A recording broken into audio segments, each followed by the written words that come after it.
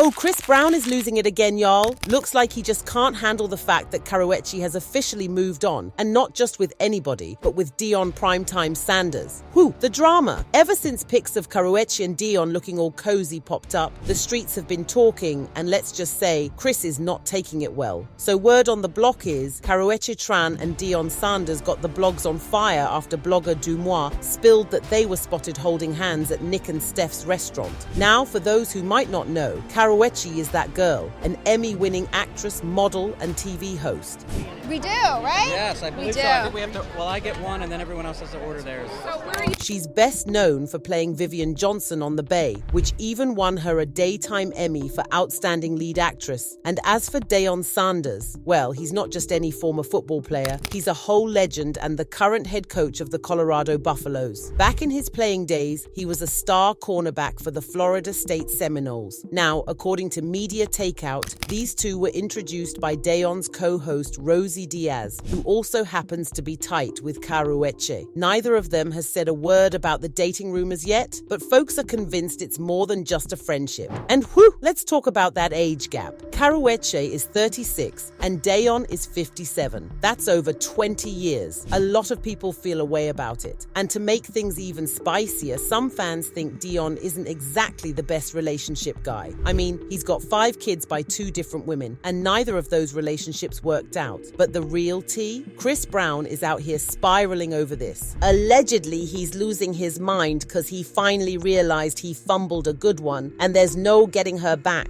Mind you, he and Karrueche broke up almost a decade ago because he couldn't keep it in his pants. He kept embarrassing her, playing in her face, and just making her look crazy. And now, tables have turned and he's the one stuck in his feelings. Other artists even use Karrueche's name to poke at him because they know it gets under his skin. Remember that little rap beef Chris and Quavo had last year? Chris fired first on his song Freak from his 11/11 album, rapping, "My old bees ain't gonna make us equals, sipping that 1942, cause I don't do no quo." He was clearly salty about Quavo and Karrueche linking up, and it was obvious he was still pressed. But Quavo wasn't about to let that slide. He clapped back hard on his diss track Tender, dragging Chris for his past and basically calling him a cokehead. He even bragged about Karrueche moving on, rapping, "You did the B wrong, now the B gone. She posted with a thug, call the B phone, she won't come home. Don't beat her up, it must be the need to cross out your plug." That was brutal. And let's be real, Quavo didn't lie. Around the time Karrueche and Chris finally called it quits for good, there were heavy rumors about Chris putting his hands on her on top of all the other nonsense he put her through. For some background, Karrueche and Chris first got together in 2011 after meeting at one of her styling gigs. They had already been friends for a minute, but they kept their relationship low-key at first, since Chris was still in the middle of cleaning up his 2009 scandal with Rihanna. Yeah, that one, when he put hands on her and left her bruised up. Anyway, by March of that year, Karrueche was officially on his arm at every event, standing by his side while he pushed his album FAME. Everything was cool between Chris and Karrueche until 2012. Then Rihanna popped back into the picture, and things got messy real quick. In February, they dropped some spicy remixes. Rihanna hopped on Chris's Turn Up the Music,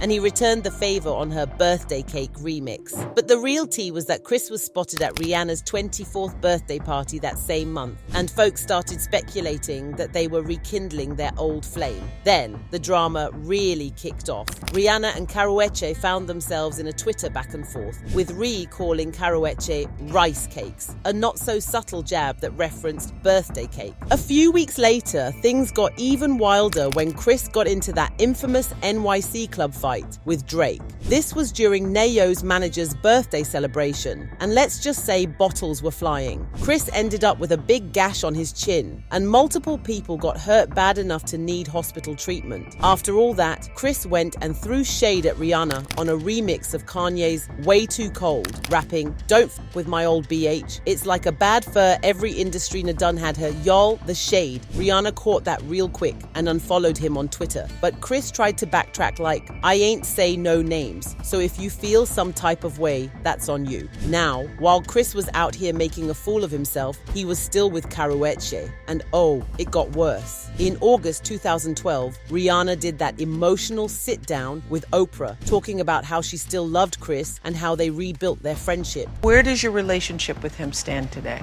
You know, you can't believe what you read. What do you want the world to know about your relationship with him? We've been working on our friendship again, and now we're very, very close friends. We built a trust again, and that's it. Like, we love each other, and we probably always will. And that's not anything that we're gonna try to change. It's not something you can shut off if you've ever been in love. But at this point, Karrueche was seeing the writing on the wall. She even tweeted, "If you don't have trust, you don't have anything." It's pretty gangster, right? Yeah, here, you try it. Okay. Sometimes I eat my feelings and I blame it on my therapist. Then, the moment that sealed the deal. Chris kissed Rihanna on live TV at the 2012 MTV VMAs in front of everybody. Mind you, he was still with Karrueche. A month later, Rihanna was publicly supporting him on Twitter, even calling him baby when he went to court for failing a test. From then on, Chris and Rihanna were everywhere together, looking real cozy, while Karrueche was left looking like a clown. And as if that wasn't humiliating enough, Chris was the one who ended things with Karrueche.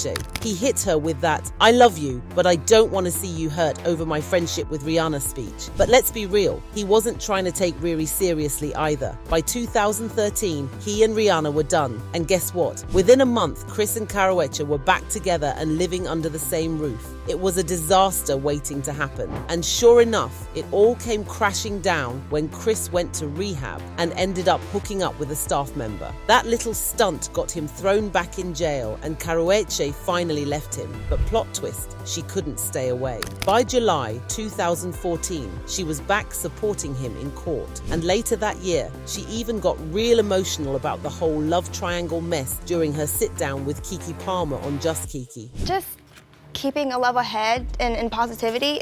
I've never dated a celebrity before, so it was very new to me. Paparazzi and all that. And then even the situation with Rihanna, you know, the reason why people tuned into this so much is because it's relatable.